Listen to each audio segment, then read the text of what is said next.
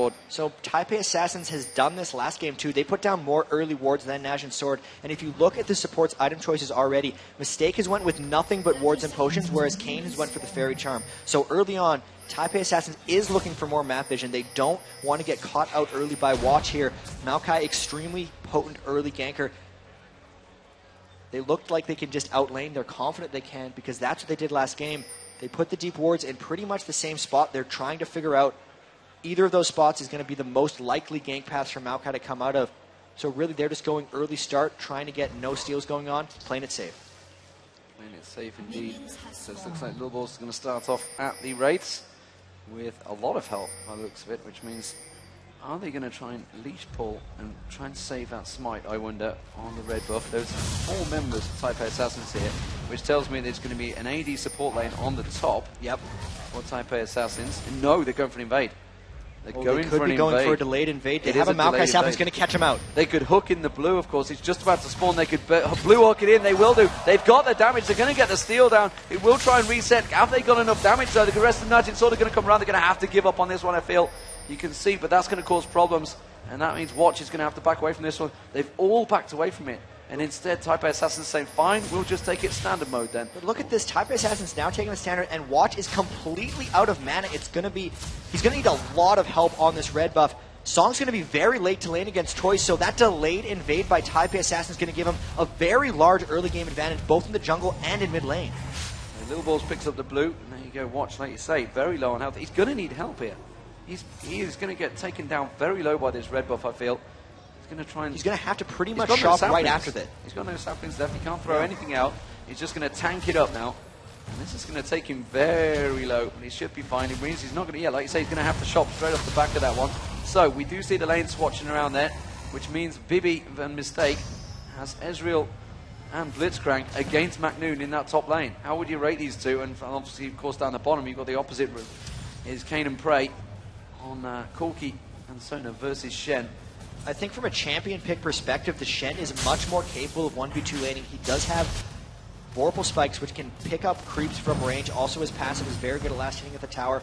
Overall, though, with TPA pushing in with Blitzcrank and Ezreal, the minion kills should stay fairly close. What they have to watch out for is the 3-man dive on either side. If they take too much poke while trying to get these minion kills, they have to play these 1v2 lanes extremely conservatively. And very early on here, we see Watch coming up. He's got to be careful for a counter gank. With this, luckily Skarner's not there, but it's in his mind, because in previous games, when you see a jungler come up to try help, very many times there's a third member up there to turn it. Yeah, instead what Little Balls is very much focused on taking away his blue buff. Is he going to give that across, or is he just going to take it and try and level as quick as possible? Looks like he's going to level as quick as possible. Just going to shield up on that one. You can see McNews being forced on the turret. Both 2v1 lanes, of course, being forced back, as you'd expect. And it looks like NaJin Sword are going to focus and try and take that turret down as quick as possible. Bottom turret already half health down, just 4 minutes gone into the game. Interesting, because TPA is about very much the minion kills and not getting damage on the turrets, whereas NaJin Sword is going for that early gold. So they got jumped on a little bit early game last time, falling behind in gold. They know they're behind in the jungle and in mid, so they're trying to make more members available for their team. If they kill that tower down early, they'll have a lot of roaming presence early. Just saw Mistake miss a hook in that top lane. Meanwhile, down this bottom lane, we do have the poke back and forward, and again, look at that. It's down to 559 hit points already, that bottom turret. They realize they're going to need help here. Is he going to open things up? Little Ball's actually going aggressive again here, going and putting that ward in. Is he going to head down the bottom? I think he might do. He just probably caught vision. Yeah, the ping goes on towards Watch. They know that he was there, possibly heading south. Oh, Little Balls has passed straight through the Tribush ward. They're going to get spotted. They know he's coming. Are they prepared for it? That's the question. They may actually be baiting this a little bit because they're not falling back. They're going for Kane. I think they have the damage on him. He's going to flash away. Little Balls should be able to finish it off. Yes, he does. Gets first blood. Stanley's going to get taken down very low here. Little Balls should be able to walk away without too much damage. Prey's going to try and catch on to him. Stanley's going to have to try and distract them. Little Balls could well get caught out here. Meanwhile, in the mid lane, they're getting distracted as well. You can see Toys. That's going to be a twisted advance. Just about caught on. That should be the death of Little Balls. That will be a double buff going back and forward. It's going to be Prey they want to give it to. He's gone away with it, ladies and gentlemen. Oh no! Prey managed to catch him out there. Stanley, though, should get caught out as well. They're trying to tower dive on. He's taken down very low as well. They're going to go for it here. Morgana, meanwhile, in the mid was forced back. They are going to go for it. They're going to go for the dive. Song's going to come around, misses the dive, binding, trying to shield it as much as possible, but Song picks it up. And the shield, would you believe it was a turret kill? He didn't get any damage down on Corki. and that's going to be surely the bottom turret going down as well. Song will finish that one off 2-1. NaJin Sword with the lead. And what did Stanley just buy? He's coming back to lane with a Cage's lucky pick on Shen. Oh, AP really Shen. Curious choice. It could be the fact that he knew he needed GP10 items, and that is the cheapest one aside from Avarice Blade, which we would not want to use. He wanted the Heart of Gold, but he just decided he's turtling out in this lane. He's lost his tower. He's died. He is essentially useless until he gets level 6 with his ultimate. So many good plays there for NaJin Sword, getting the initiative and taking aggression there. Counter gank, they baited that fight in from low balls and turned it around beautifully. Yeah, beautiful, beautiful stuff. And Watch, Watch was obviously had that problem at the start. He was bullied, lost his red, lost his red, struggled for the blue. Lil Ball's getting jumped on by McNoon here. That's the dart bind. He just Flash tried to catch on in that Song, but Lil Ball's is going to back away from that one. And we did lose his double buff earlier on. And it is now a switch in lanes as well. We have the AD and support going up towards that top lane. So Prey at the moment just on his own. He's got to be careful he doesn't get hooked in. He has got Kane on the way up, and Kane could be vital on that Sonar as well. We talked about how strong he is on that champion.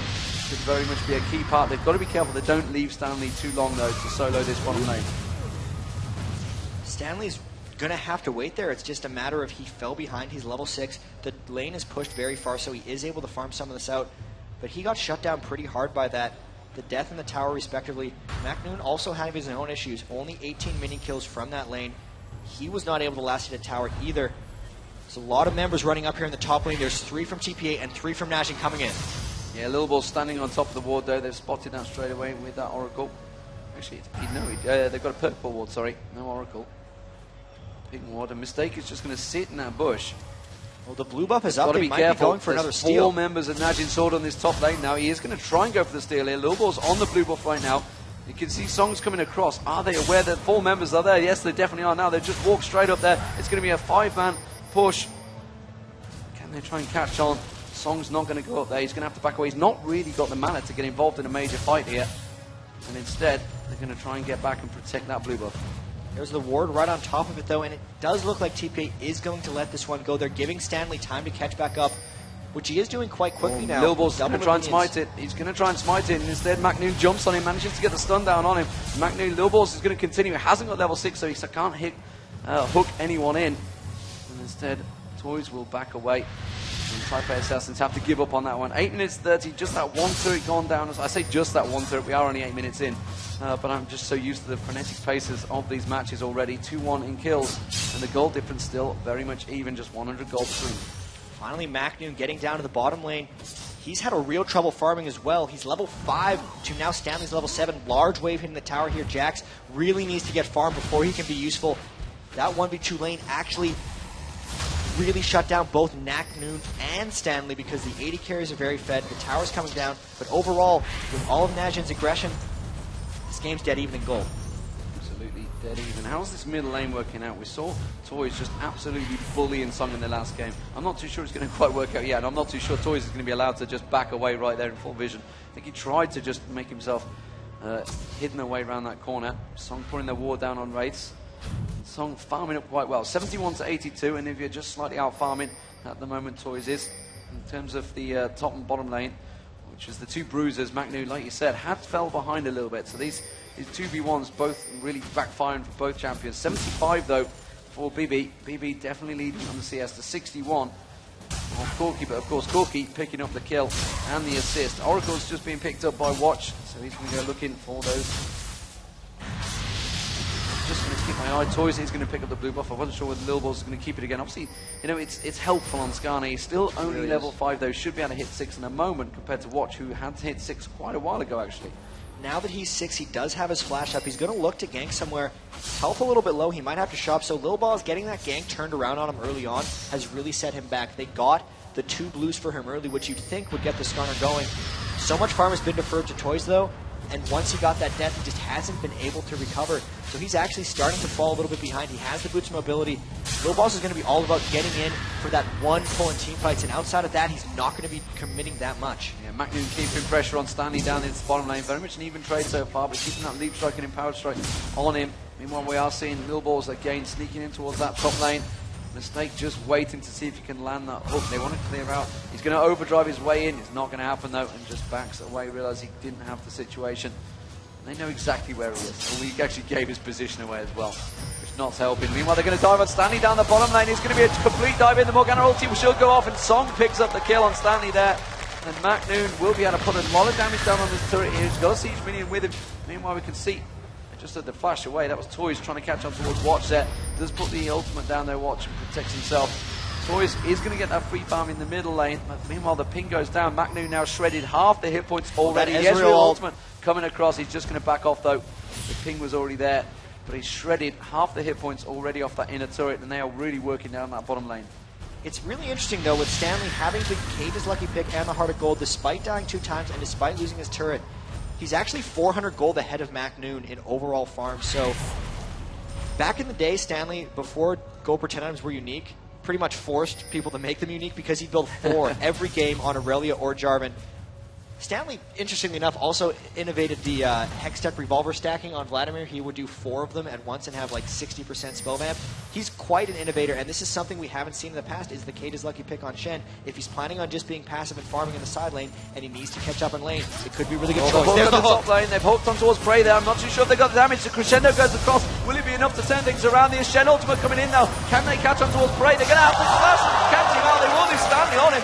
And now Kane's going to have to back away from this one. He has got Watch in support. You can see Morgana heading up the river. The Morgana Song will be there. Lil Balls is just off in the distance there. McNoon coming up. And you can see how quick NaJin Sword reacted to that one. They realized the danger, and the entire team swarmed towards that top lane. Toys now has to be careful he doesn't get caught out. He uses that wall to a good advantage. Stanley, despite getting beaten up early, losing the tower and dying, is coming back in this game already, contributing entirely for that kill, turning it around, getting the flash taunt in. And they're really good at just continuing to keep people in games. Some may fall behind early, but then they pop back up. Next step is getting Little Balls going. He has that Oracle's Elixir. He has been behind in experience. Where's he going to be contributing? Because this seems to be what TPA is so good at doing, is just having everyone work together. They are. They haven't put a great deal of damage still on that top turret. Bibi is only taking about a half bit of health. So as it is at the moment, NaJin Sword still with a huge advantage in terms of turrets. They've obviously it's only 1-0, but that inner turret already nearly taken down. And Stanley actually quite happy to go 1v1 with McNoon here by the looks of it in this bottom lane. And they're going to trade blows a little bit. You can see Stanley continuing to cause himself problems. McNoon will gain, probably just leap on him from his bush in a moment. And just trying to get that slow farm. In the top lane though, we have a 3-man stack in Tribush. There goes the ward. Watches around there, Kane and Prey, looking to see if they can bait anything out here from Mistake. Instead, Watch has backed off. Blue buffs now spawned, so expect to see Song heading back that way in a moment. Both of these teams actually going hit for hit very early. Looks like both AD carries going to be going for the Trinity Force. Both junglers having early Oracle's Elixirs. They pick them up before their second GP10 item, both just with the Philosopher's Stone. You can see, though, Watch even farther behind, yet to get the Boots of Mobility, whereas Low Ball has them as well. They're really just matching each other in so many ways here. Tower has been matched, but the tower has been just matched by out-farming, and with GP10 items, the Oracle's matched. They're going to be taking a dragon fairly shortly. We still have both AD support up top, so forcing that dragon is going to be interesting. Oh, Little Ball's got to be careful. He's just clearing out the Oracle, and immediately McNoon jumps on it. Didn't go for the counter strike, didn't get the stun. There's the wall. Good protection work from Toys. We've just seen the crescendo in the top lane. They're going to hook on there. BB's going to be taking no low, very low. Prey manages to get away with it. Kane is now just kiting Mistake around. Mistake's going to have that mana shield. Actually, no, he's got no mana. He's going to get the shield pop up there. And Prey managing to survive off the back of that one. And, well, the Shen ultimate didn't get a chance to come out because it was non-available.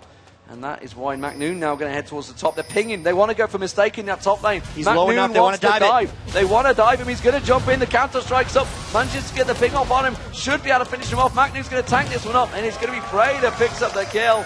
And there is a great tower dive. 5-2 now, the advantage in terms of... I'm just seeing Matt Song in the mid there. Whether he's going to go for Toys. No, the stun lands. Keeps him away. Dark Binding comes in. Has he got enough? Toys with no mana. And it's just going to let him live. They're pinging the blue steel as well. Here we come.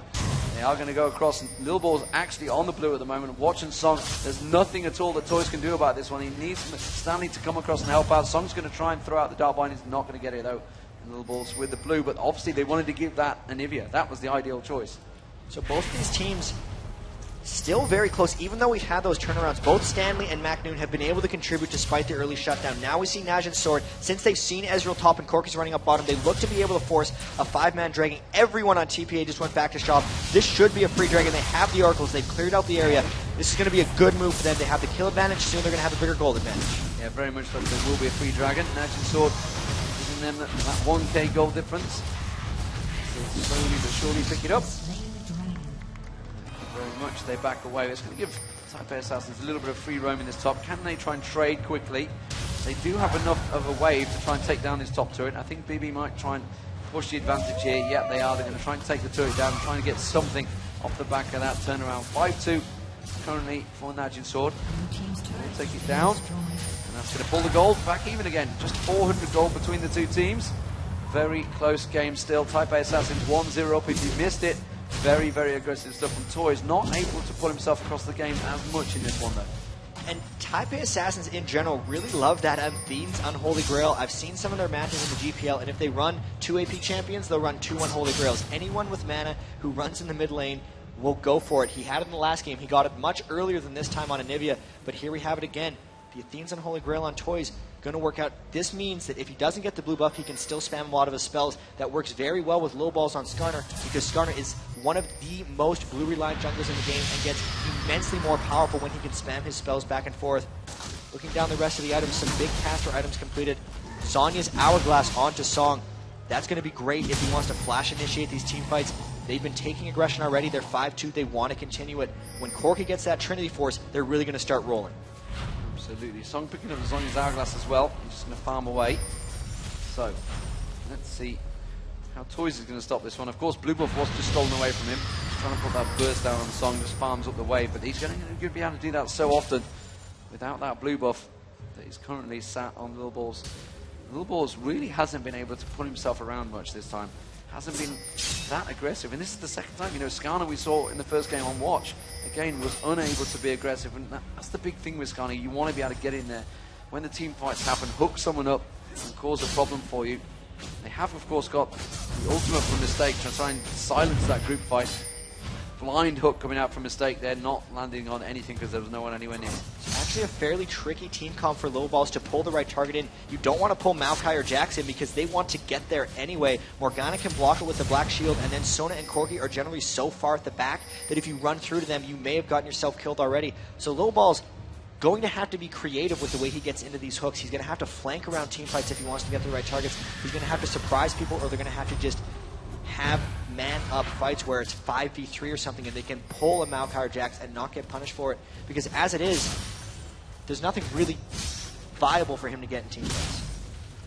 So we're just seeing Morgana heading top. He's going to walk straight past the ward. Mistake, though, didn't even flinch. Actually stood there saying, yeah, I'm ready for this one. I think Stanley was ready to ultimate up and help them out. That ward is about to finish out. They could try and hook on Kane here. No vision of it. They do put the pink ward down, so they've cleared out the Baron ward. 19 minutes gone in this game. Wouldn't expect them. Meanwhile, down the bottom lane, McNoon and Stanley continue to trade blows, and it is going to be an attempt on blue here. They're going to think maybe even hook blue through. No, Mistake's just going to trundle away from that one. They realise it is up. Yes, they are. They're going to come around. They're going to clear out the ward. They're probably going to try and hook it through. Actually, Prey now has just picked it up. Oh! Got to be careful of McNoon. I was about to say on Stanley down that bottom lane. We're also seeing the blue getting hooked away there. Mistake just keeping Prey away. Kane is there. He could try and poke across, and they have picked up the blue buff, so they're still on the blue buff there, TPA Assassins as well. So I'm just trying to figure out why the gold is so even between both of these teams, because it's 6 kills to 2. They've both taken down a turret. That one dragon happened as well. So what's happened actually is with all those early GP10 items that Stanley they dive on Toys. Oh, here it comes. They've dived on Toys. Twisted Advance went under there, and then McNoon's got a stun down as well, but the rest of the team are going to join in there. Lil Balls hooks on towards Watch. They try to pull him on. The Ezreal ultimate comes dropped, but the crescendo is there again. Lil Balls gets dropped. Toys gets dropped. He's just got that rebirth to try and save him. Michelle ultimate coming in. Oh, and there's just a spawn for Stanley, and that manages to get the hook on. Pulls McNoon away. Stanley's spawn time perfectly down there. He meant to die earlier on. Look at that coordination. Mistake pulling in as Shen ults in on him so he could turn that kill around. Those fights are razor thin. That was a 2-for-1, I believe, and this game is still really, really close. And the gold coming in as they poke down. TPA has gotten about 1,300 more gold from the GP10 items than NaJin's sword, which makes up gold-wise for that tower or that dragon that they are down. Absolutely, and that obviously cost an oracle as well on Maokai, I believe. Watch with that oracle on, so it turns big advantage for them. And a steal there from Bibi as well on towards the Wraiths. And keep that gold flowing. So Trinity Force just completed by Prey as well. Ionic Spark being picked up by Shen. Interesting, Nats. We've seen the way Shen split push. He doesn't necessarily kill creeps that fast in the past, so he has two options. You can go with the Sunfire Cape, or you can go with that Ionic Spark. The Ionic Spark is more about dueling and more about just the aggression. It's a cheaper item. He can get there sooner, and he can split push more frequently. He's going for it right now. His ultimate's still on a long cooldown. Not that unsurprising of a choice. It came into favor a couple months ago, came back out for Sunfire Cape, and like a lot of these things we're seeing this tournament, things are cyclical, and he's back to the Ionic Spark. It is indeed. Bloodthirster also picked up by Ezreal. So very much the damage coming out on Ezreal this time. It's interesting we see the Asian teams going for that Bloodthirster early rather than over the Trinity Force. We've seen a few times. So we're getting towards, well, 21 minutes. Late game starting to close in, definitely the mid game. How do you rate these two teams? I mean, how are we looking here? Who's got the stronger team as we start stretching the game out? Looks like NaJin's sword definitely has the beefier team in a lot Oh, of the these hook there's a comes in. hook! They've hooked on McNoon. He should be able to jump back to the rest of his team. Instead, no, because that's going to be the ultimate card coming out from Nilballs. Nilballs gets caught, though. Absolutely dropped where he stood. The stun comes out, but it's not enough because the Star Shield goes on. The Black Shield, Morgana tries to pull them out. Stanley's going to get dropped. That's a double kill. They're going to get triple here. Mistake is taken out very low. Prey should be able to pick it up. Song stolen instead. Prey goes in. Team Fortress in. Can't take down BB though. And it's backed away. And what a crazy engage. Honestly, we've seen it before. You do not want to hook McNoon into your team. And look how low everyone is on NaJin's sword. Everyone escaping or flashing. That Aniviol was unable to isolate anyone that they needed to. NaJin's sword just pouncing on that opportunity. Blitzcrank initiating for them. And even though TPA has this team of hooks, this team of pulls, they have Shen to taunt. If they get the wrong target, it's going to turn around on them negatively, and they got to be really careful. Prey going very aggressive, and baby, the dart binding actually almost landed. He just sidestepped to it. I don't think he realized it was coming, and just sidestepped away. Let's have a check out a replay of that last fight. Let's check Everything it out. here started really well. They just hook McNoon over. They think they're going to try to finish him off. But he's done.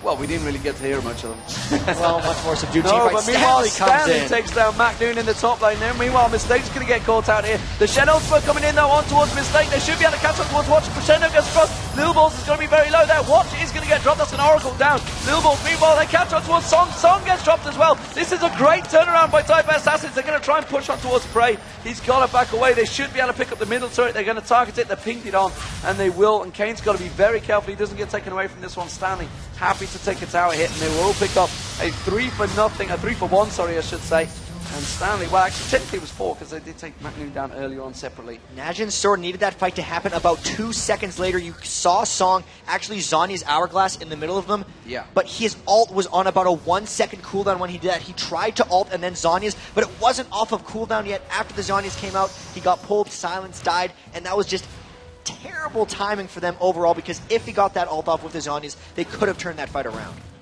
Could well have turned that fight around, but that's definitely brought them back into it. It's the actual gold advantage for Taipei Assassins right now, despite the fact they're 11-7 down, 2-2 in turrets. They have picked up that dragon, and of course they farmed very well. Let's just have a look at those farm down the lines. You can see the 2 top lane, or technically bottom lane in this case, 132 to 127, so slight advantage currently for Stanley in that one. 2 junglers, actually, Lil Balls with an advantage in that one. Mid lane, you can see 245, that really a farming machine, definitely holding an advantage. So Toys again out farming Song.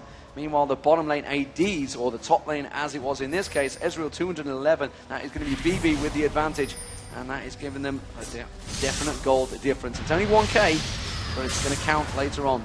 So much of it, as you say, is about the farming because they lost the dragons, they're down in kills, but they're up in gold. That's the GP10 items, that's those minion kills. They're doing a very, very good job of just keeping up with this game. Lowball's trying to scout through, but he did lose that Oracle, so they twice are Oracle's list entirely. They need the 3rd member to take this Oracle's here. It's time for Mistake to buy it. That's what he has. He's the one clearing out the wards right now. because if Lil Balls were to keep buying them and dying, he'd never be able to get enough items to go in and fight. Yeah, and Kane's had to do the exact same thing. Watch lost the Oracle in the last fight. Kane's had to pick up the snack there, so the two supports having to pick up those Oracles is something that I guess anyone in solo queue expects. But obviously across the 5v5 teams, these pro teams, they definitely share the load. It's something you should see across the whole of League of Legends. Trinity Force been completed by McNoon now, though, and that's going to give him that gold difference, that damage difference on Jax. He's going to start jumping in and being beastly. He needs to make himself a little bit more tanky, though.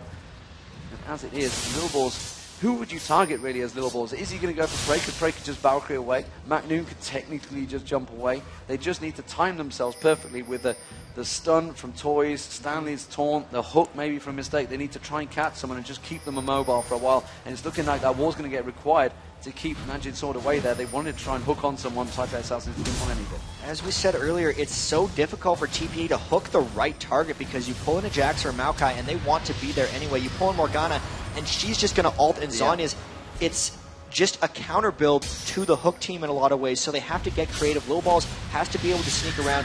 If he can get onto Kane, honestly, and somehow kill him before Crescendo, that would be immaculate because so many of these Crescendos are hitting 4 and 5 members. Steal! Gets the steal with the blue.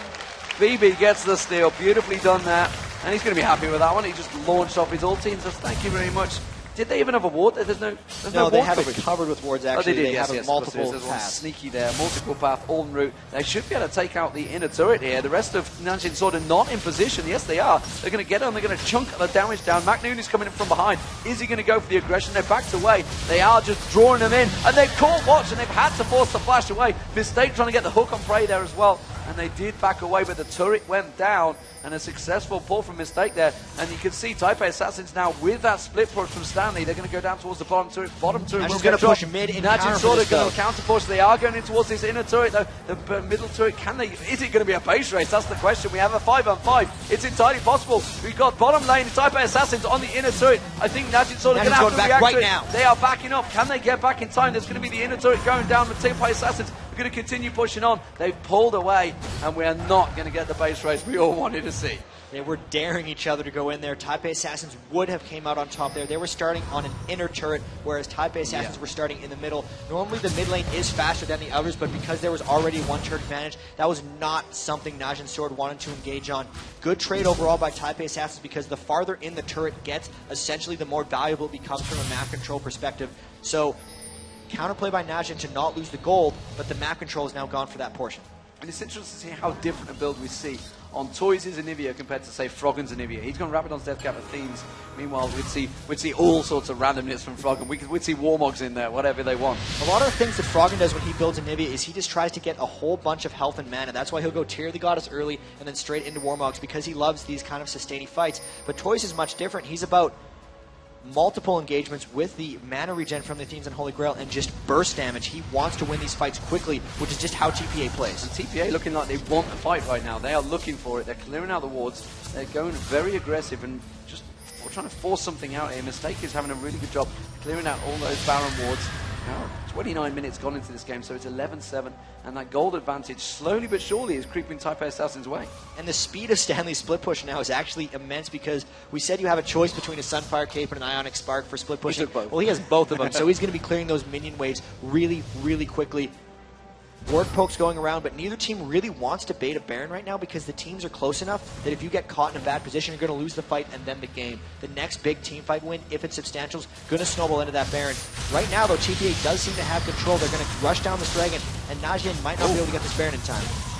Are they going to react and try and squeeze a Baron? They have initiated. Watch has started off here. They may try and get the counter here. They do have enough damage running straight for him. Type A Assassin's heading straight up there. Here comes Stanley. He's going to try and get a taunt across them. Of course, Lil Balls could hook on someone, and immediately they disengage. And a wise call there. Mistake wants to get a hook on someone. They're going to try and counter, push them off. And Mistake's going to go for a hook through the wall here. Is it going to be a blind hook? He's caught McNoon! He's caught McNoon! Can he do the damage on him? He does manage to get a lead strike away. And Lil Balls has gone aggressive. He's gone deep. Crescendo comes across. They do manage to shut him down. That's going to be Song also going in there. Manages to get the Morgana ultimate. Then they get the power fist on towards Song. Song's going to get dropped. That's a double kill for Toys. They're going to turn this one into actual possible inhibitor. They're going to push on the inhibitor turret. The turret will go down, and that was a total blind hook there. Though they managed to throw out the ward just before it, I didn't notice that go down, so Mistake popped the ward down, pulled the hook. Very nice play, TPA Assassins. They were sneaky about how they pulled. They didn't pull in MacNoon where the team could immediately respond to it. There's no way everyone can make it over that wall in time. They also walled off a lot of the team with the Anivia, almost screwed over Low Balls when he tried to flash in, but now they're all extremely low. This is actually dangerous. They're going to go straight for it, but there's 3 strong members of NaJin. They might try to peel a 5v3, even though they're all low. This is going to be close. The hook on MacNoon again. They brought him back in. They managed to silence him off, so he can't leave strike away. Toys is going to get rebirth pop, though. MacNoon is going to get dropped before the rebirth's used. Now they're going to turn around towards Watch. Can they manage to get the hook down? Bebe's going to close in. Has Lil Ball's got his ulti available? No, he's not. And they're just going to back away. So again, they've baited MacNoon in. It's 11-10. Still in favour of NaJin Sword in terms of kills. But wow, that goal definitely slipping towards TPA Assassins. Quicksilver Sash picked up by Toys. Wow, what a game. And look at Toys. He's getting really, really strong here. The Quicksilver Sash in there to counter if he gets caught by a Dark Binding, if he gets caught by a Jackstone. He does not want to get egged in the wrong spot.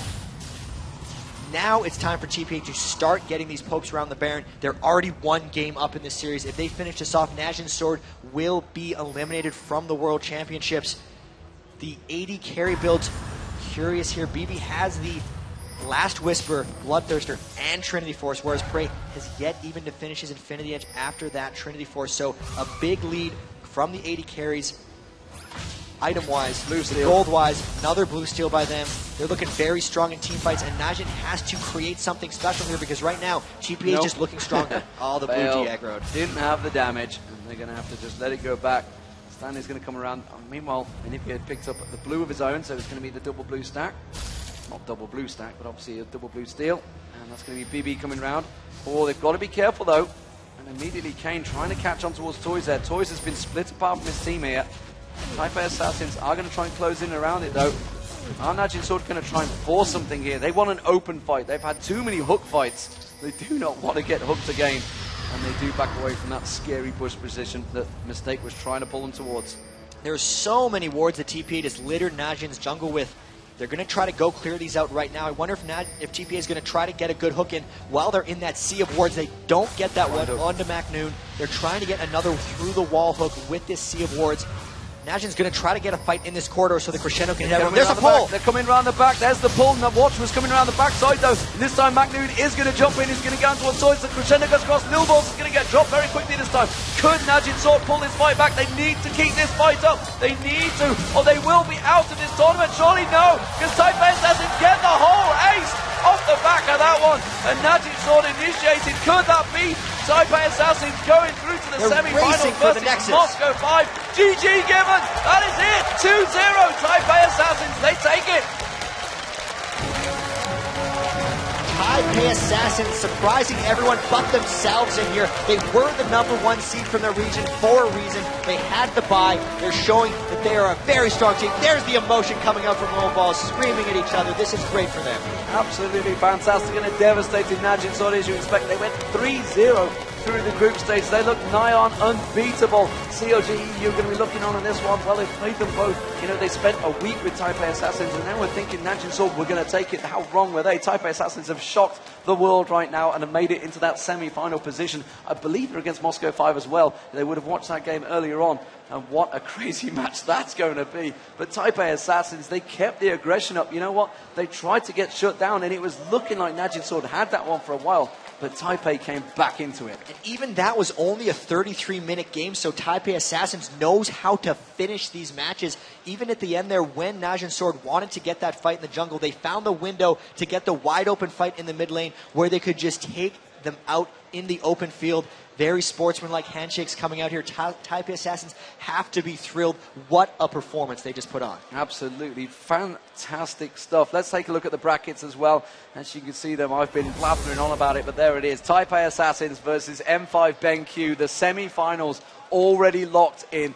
I'm excited for that already. We've seen 2 absolutely fantastic matches this morning, Jack.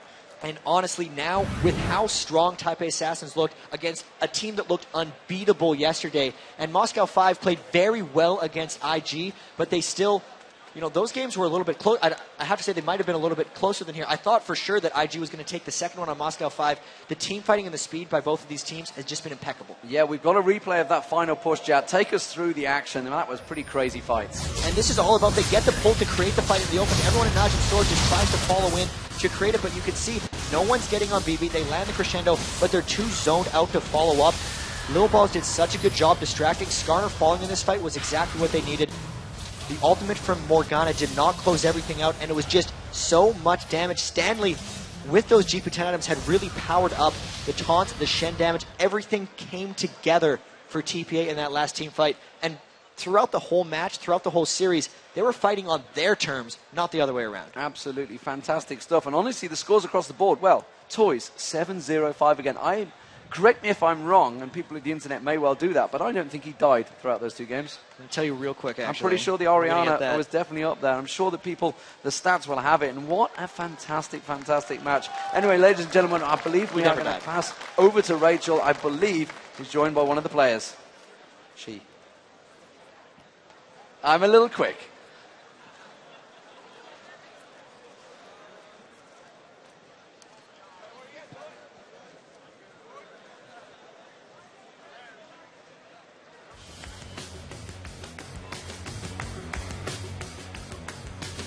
Thank you so much, guys. We're just waiting for a minute for the Taipei Assassins to fully process exactly what went down here. Those were two incredible games. What did you guys think? Good? Yeah? Acceptable? I'm glad you enjoyed yourselves. Excellent. Sir, I don't want to say that no one expected you guys to win, but I don't think anyone could have anticipated the incredible show that you just gave us. So how do you feel, these fans did, how do you feel doing so well against NaJin Sword?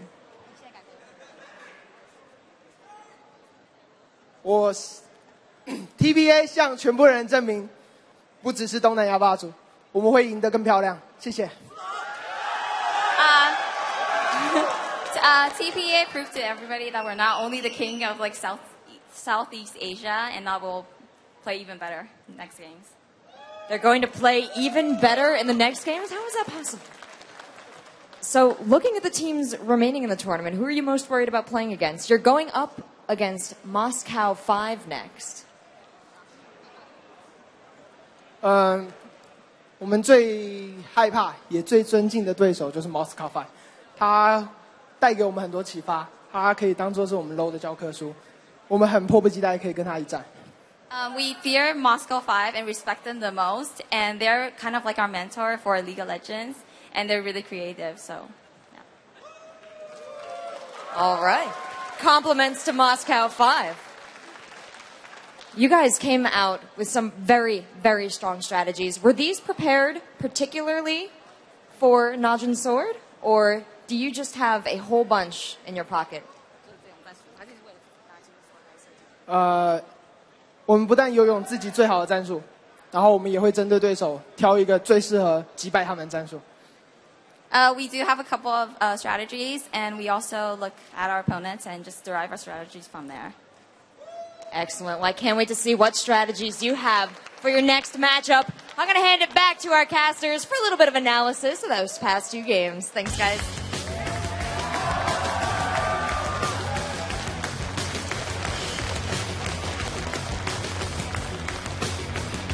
Yeah, welcome back, ladies and gentlemen. We are joined by DJ Wheaton. Wow, what amazing matches we've seen this morning. They've all been fantastic. Guys, was that the upset of the tournament so far? I mean, Jad. Yeah, that was absolutely the upset of this tournament. Taipei Assassins, their closest competition that we've seen publicly thus far was the Singapore Sentinels, who didn't even make it to this tournament. They did have that week with COG EU, but we said earlier you can only be as good as the competition you're playing against. Well, TPA has kind of proved us wrong there. Yeah, I mean, you know, and you've got to think about all the other things that go into that. They haven't really played overseas. It's the first time that they hit the global stage. Really similar to M5's story, which makes, of course, the semifinal matchup even that more interesting. But they overcame all this stuff. And I asked you guys prior to going on air, I said, you know, who did you think their toughest opponents were up to this point? You said Singapore Sentinels, really. Right. And so in relation to the Singapore Sentinels and some of the other talent that we have here, this is a very surprising result. It is. I mean, a little bit unfairly, we've rated Taipei Assassins based off Singapore Sentinels showing at IPL Face-Off.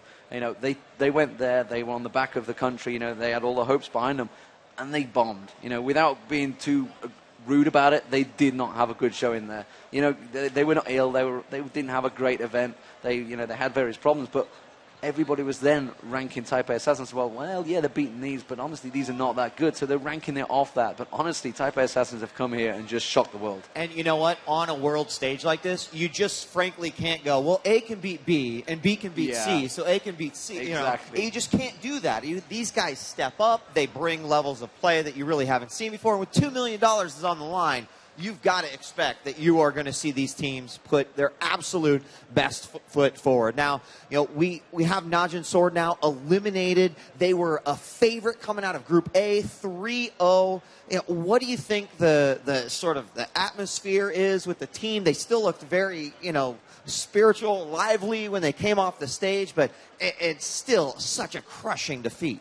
The good thing about NaJin Sword is they're still such a young team, and even though they did make it this far and they got the expectations late, they were really happy with how far they got. The run they made in Korea, the run they made here even in the group stage is incredibly impressive, considering that team was only formed at the start of OGN Season 2 this summer, so it's really just, they've played amazingly. You can see in their hearts they know they're good, they know they have a future together, and the fact that they didn't turn on themselves after that game means they just have such a bright future.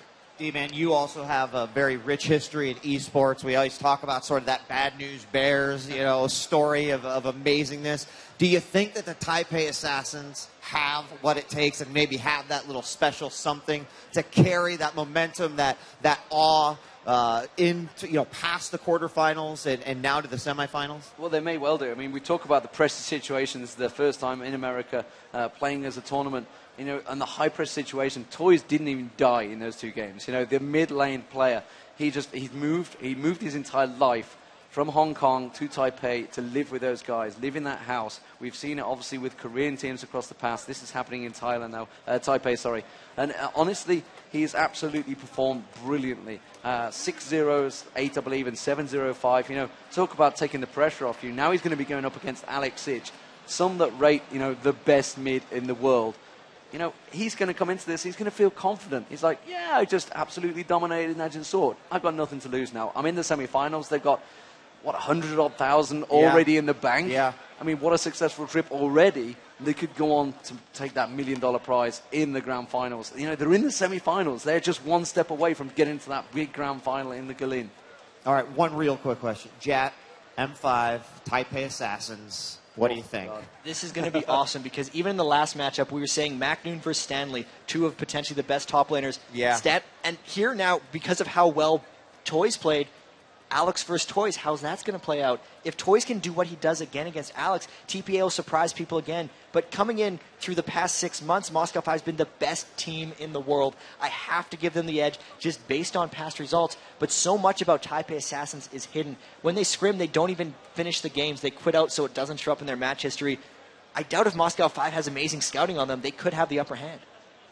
Yeah, and from my point of view, you know, Moscow 5, at the end of the day, there's only one team in the world that's ever beat them in a best of 3, and that is CLG-EU, and it's took them 3 goes at doing that. So they are the drilled, tested team. You know, they are the dominant champions of Europe. The whole of European hopes, I guess, are riding on, or certainly the whole of Russia's hopes. CLG-EU, of course, are still in there on the other side of the bracket, which in itself is a crazy bracket. But Moscow 5, you've got to give them, they are the supreme #1 rank right now. The Taipei Assassins coming into it as the big underdogs. Excellent. Well, coming up next, guys, TSM faces off against Azubu Frost in an eagerly awaited best of 3. Guys, we'll be back soon. Don't go away. He said